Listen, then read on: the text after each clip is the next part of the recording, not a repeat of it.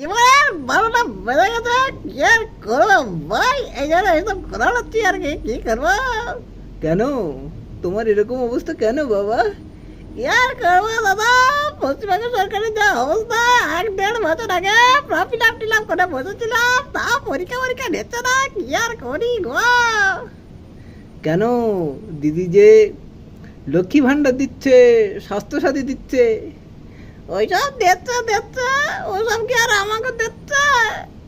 এই দেখো আমার চাওয়ালের অবস্থা, কত পড়াশোনা করেছে, কিন্তু আজ পর্যন্ত এই পশ্চিমবাংলার কিচ্ছু হলো না গো। লাস্ট পর্যন্ত ব্যাংকে লড়ে যাচ্ছে কাজ করবে বলে। ওই কি হলো গো, ছেলেবেলা পড়িয়ে কি লাভটা হলো? পশ্চিম আকাশে যখন কালো মেঘ পুঞ্জীভূত হয়, আসে কাল বৈশাখীর ঝড়, তখন নিজেকে ওই রামগিরির পাহাড়ের নির্বাসিত যক্ষ মনে হয়।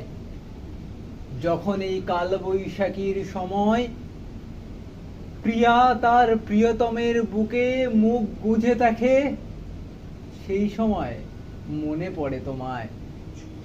আজ বহুকাল বহুদিন যাবৎ হয়েছে আমাদের বিচ্ছেদ, কিন্তু পারিনি ভুলতে তোমায়।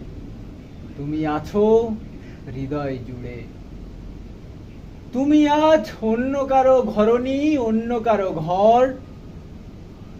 আজ আমি নিতান্তই হয়েছি অপর, কিন্তু আজও মনে পড়ে। দুয়ারেটে ঘুমিয়ে আছে পাড়া, কেবল শুনি রাতের কড়া নাড়া। অবনী বাড়ি আছো? বৃষ্টি পড়ে এখানে 12 মাস, এখানে মেঘ গাভীর মতো চড়ে, পরাণ মুখ সবুজ নালি ঘাস দুয়ার চেপে ধরে। অবনী বাড়ি আছো? আধেক লীন হৃদয় দূরগামী, ব্যথার মাঝে ঘুমিয়ে পড়ি আমি, সহসা শুনি রাতের কড়া নাড়া। অবনী বাড়ি আছো?